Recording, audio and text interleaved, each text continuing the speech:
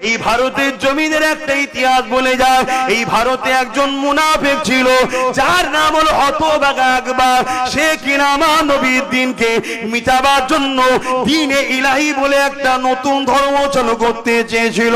ওই আকবর কিন্তু একা ছিল না, তার পাশে হাজার হাজার মুফতি ছিল, হাজার হাজার আলেম ছিল, হাজার হাজার হাফেজ ছিল। আকবরের শাসন ক্ষমতার কাছে তারা মাথা নত করে দিয়েছিল, আকবরের অর্থ লোভের কাছে তারা মাথা নত করে দিয়েছিল, আকবরের খুশামদি করতে লেগেছিল, আকবরকে নানান দিক দিয়ে নতুন নতুন কৌশল অবলম্বন করেছিল। কিন্তু সেই সময়ে দেখা যাবে ওই আকবরের বিরুদ্ধে যিনি লড়েছিল উনিও খানদানের রাসূল, অন্য কেউ নয়, আমার মুজাদ্দিদুজ্জামানের দাদর পীর হযরতে মুজাদ্দিদ আল-ফিসানি রাহমাতুল্লাহ আলাইহি তিনি লড়াই করেছিলেন। সেই লড়াইতে দেখা যায় মুজাদ্দিদ আল-ফিসানির দিকে গুটি কত মানুষ ছিল, আর হতভাগা আকবরের কাছে শাসন ক্ষমতা ছিল, তাই তার ডকে হাজারো মুফতি গেছে, তার দিকে হাজারো আলিম গেছে, তার দিকে হাজারো হাফেজ গেছে, তার দিকে হাজারো ইমাম গেছে। কিন্তু মুজাদ্দিদ আল-ফিসানির দিকে গুটি কত ইমানদার রয়েছে। কিন্তু আমার আল্লাহ কোন দিকে, এটাই হলো জানার বিষয়। যদি আল্লাহ পাক দ্বীনে মুহাম্মাদি ছেড়ে দিয়ে দ্বীনে ইলাহিকে সাপোর্ট করে, তাহলে আপনি বলতে পারেন হতভাগা আকবরের দিকে আল্লাহ ছিল। নাউযুবিল্লাহ মিন জালিক, হতভাগা আকবরের দিকে আল্লাহ নয়, আকবর তো দ্বীনে মুহাম্মাদির দিকে ছিল, তাই মুজাদ্দিদ আল-ফিসানির দিকে ছিল। হযরতে মুজাদ্দিদ আল-ফিসানি দোয়া করতে লাগলেন, আল্লাহ পাকের আযাব শুরু হয়ে গেল। ওই আযাবেতে হতভাগা আকবরও ধ্বংস হলো, তার পক্ষে যত হাজারো মুফতি আলেম ছিল তারাও ধ্বংস হয়ে আজ জাহান্নামের কুত্তা তৈরি হলো। এই যুবকেরা তাই বলে দিয়ে যায় এই দুনিয়ায় সবাইকে মরতে হবে।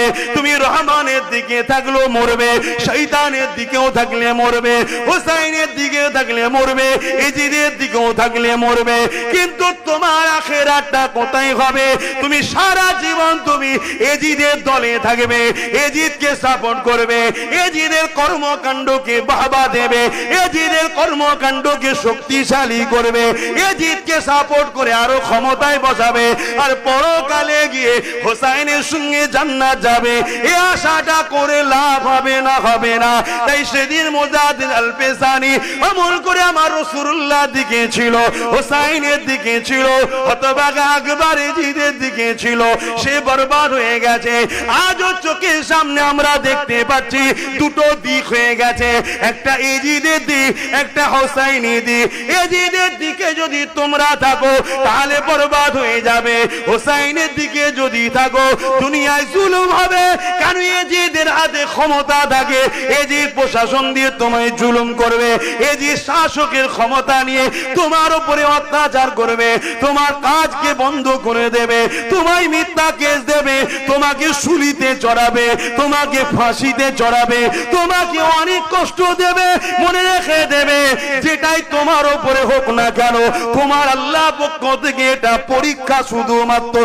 এই পরীক্ষায় তুমি যদি ধৈর্যের সাথে কামিয়াবি হতে পারো, কোনো চিন্তা না, তুমি হোসাইন পাকের সঙ্গে জান্নাতি হয়ে যাবে। আরো জোরে বলুন সুবহান।